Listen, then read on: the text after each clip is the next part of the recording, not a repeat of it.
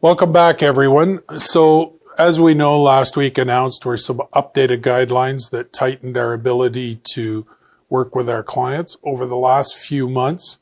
We've got, I think I'll use the word comfortable in dealing with our business during COVID, managing it, staying safe, reassuring our clients.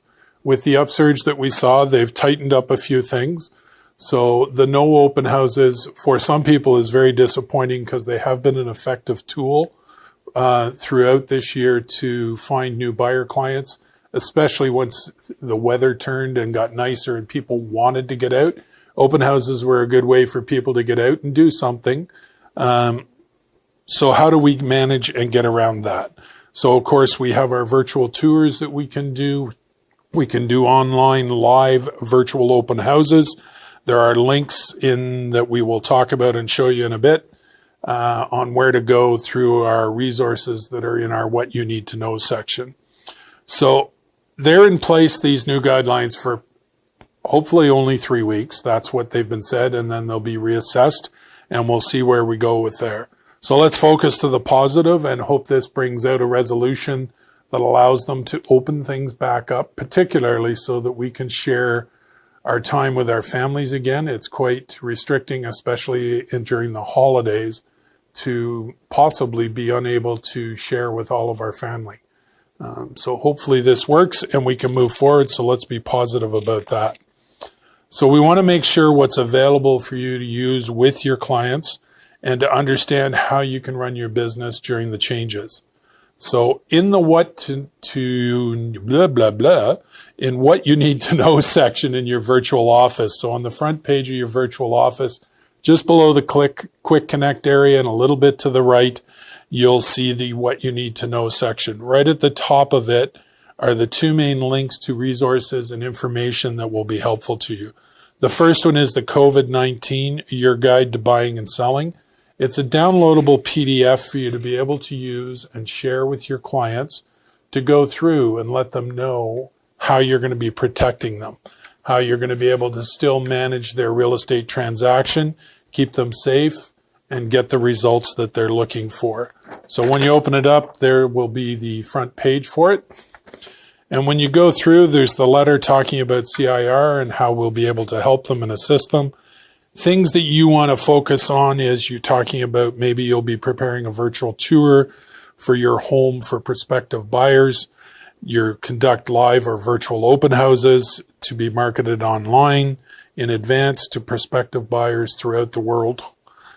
We look at things like really focusing onto your marketing plan and how you're going to manage everything. Make sure you go through how you're going to protect them, that when you're having showings as a selling and listing realtor, that you're going to make sure the COVID guidelines for their home are properly communicated, that the realtor showing it understands your expectations and your clients. So you still want to go through and make sure all of the things that they should have available. You should have hand sanitizer there for them to use in there. If you have them or your client wants to source them, face masks in case buyers are showing up without them. So the rule right now, of course, is you can show homes. You've got to wear face masks. You should be using your hand sanitizer before you go in. Go through all of those steps with your seller that you'll be explaining everything to the buyer's rep, making sure they're following the protocols, but then talk to your client about how to be safe after showings, that they should take the time and go through their house and do the sanitization that will make them feel more comfortable. So going through doorknobs, light switches, counter services, sinks. It is a bit of a pain and they'll have to do a little bit more work. But the other thing is at the same time, in a way, they're keeping their house in great showing condition so that the next person comes through, we can reassure that it was sanitized properly, the house is safe, and it looks great for showings. So go through that guide and make sure you're comfortable. There's also things that automatically will notify the client what they should be doing to make sure their homes are ready for showings, making it possible that they will leave all lights on, things like this, so that we don't have to, we touch very little when we enter the house. Source, if possible, of course, make sure we have hand sanitizer and, as I said, masks if they're available. And make sure that you communicate with the buying realtor and confirm that they understand what the showing, not restrictions, but excuse me, requirements are. When we look at looking at working with buyers, we need to know that we want to be able to reassure sellers because they're nervous right now. Is the person definitely qualified? So maybe having that pre-approval, pre-qualification letter, if required, being able to reassure the listing realtor that your client is pre-qualified, ready, willing, and able, if this is the right property for them, to engage into a transaction with them. It'll make them much more comfortable about allowing a showing.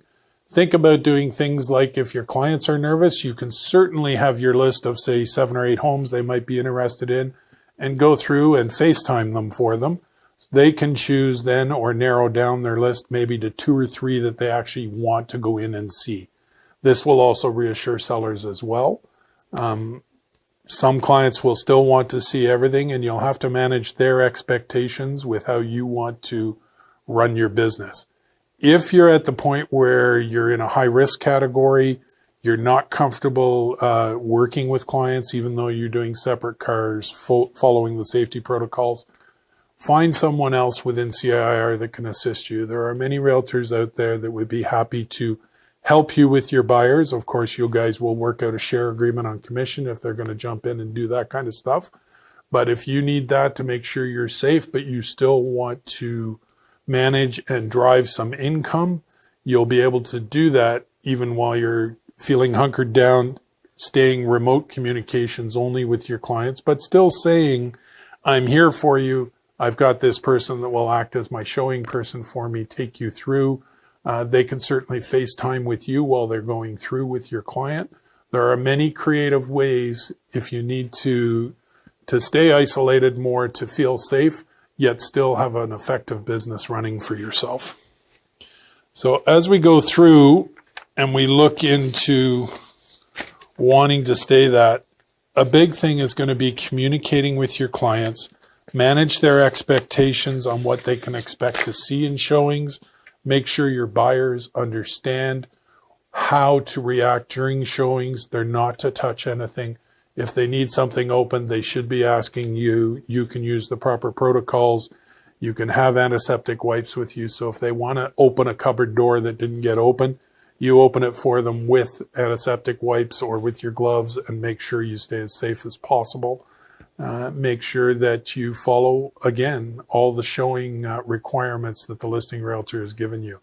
Be proactive as a buyer's rep and ask them, what are your showing requirements? What is going to make your clients feel comfortable? If clients on both sides know they've been respected and dealt with, when you move forward with that transaction, either as a seller rep or a buyer's rep, things will move much more smoothly because the clients on both sides understand that we've been looking after them and that they can feel safe moving forward, and they are being respected in how they want us to go to business for them.